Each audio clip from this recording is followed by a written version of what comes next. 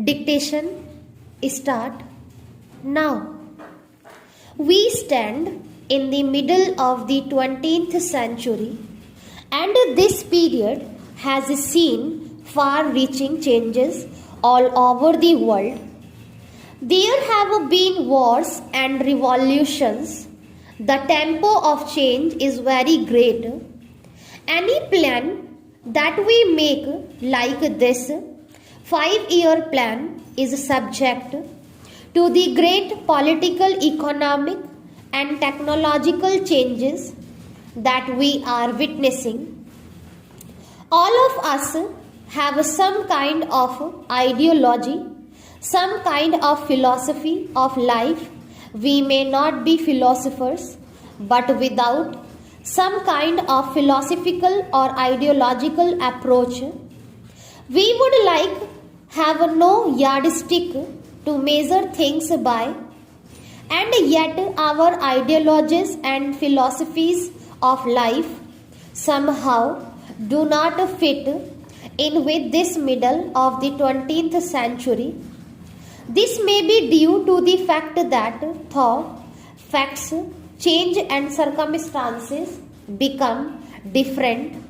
We still hold on to old lines of thinking. The human mind is singularly conservative and it does not change easily.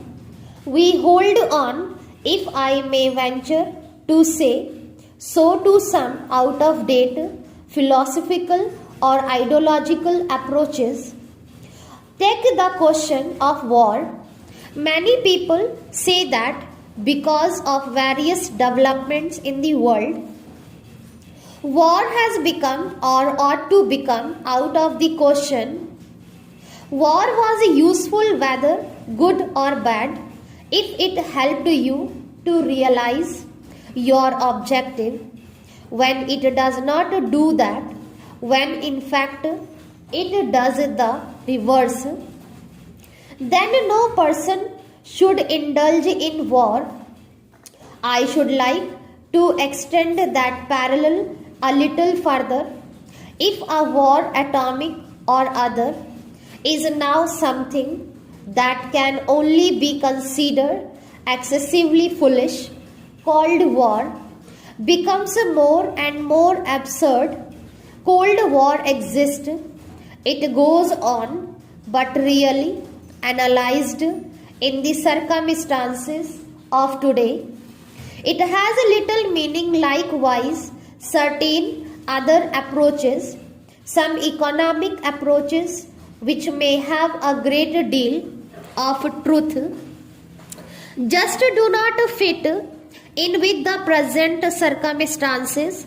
The major fact of today is the stupendous growth of technology, the tremendous growth of the productive apparatus of society, the tremendous power that human beings possess and are likely to possess in the form of atomic energy. These things are not quantitative changes but qualitative changes in society. Of course, in India, we have not been very powerfully affected by the technological process.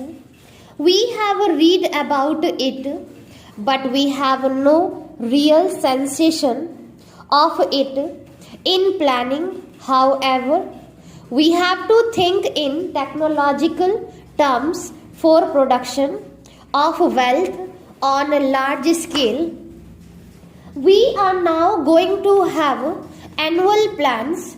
Every year, a report of the annual plan will be placed here, which will give a more precise indication of the targets for that year. I hope to place a report of the annual plan of the first year of the second 5-year plan before this house during the next session.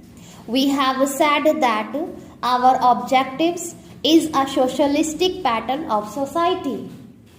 I do not propose to define precisely what socialism means in this context because we wish to avoid any rigid or doctrinal thinking. Even in my life, I have seen the world change so much that I do not want to confine my mind to any rigid dogma. But broadly speaking, what do we mean when we say socialist pattern of life? We mean a society in which there is equality of opportunity and the possibility for everyone to lead a good life. Obviously, this cannot be attained unless we produce the wherewithal all to have the standards that a good life implies. We have therefore to lay great stress on equality, on the removal of disparities, and it has to be remembered always that socialism is not the spreading out of poverty. The essential thing is that there must be wealth and production. There is a good deal of talk about ceilings, and one naturally trends to agree with it because one wants to remove disparities, but one has always to remember that the primary function of a growing society is to produce more wealth, otherwise it will not grow and one will have nothing to distribute. If in the process of fixation of ceiling or in any other method of production some kind of equality, you stop this process of wealth accumulation, then you fail in your objective. Therefore, whether it is in industry or agriculture, the one and the primary test is whether you are adding to the wealth of the country by increasing the production of the country. If not, you become stagnant in that field. In order to reach equality, as I hope we shall sometime or other, we need not follow the road of some artificial fixation of ceiling, but 100 paths which gradually take us there. An artificial attempt may indeed prevent us from reaching it. Remember this while we plan, while we work, our population also grows. I gave the house just now the estimated figure of our national income in the next 20 years. By the end of that period, the population of India will be round about 500 million. This rate of population growth is not that very great.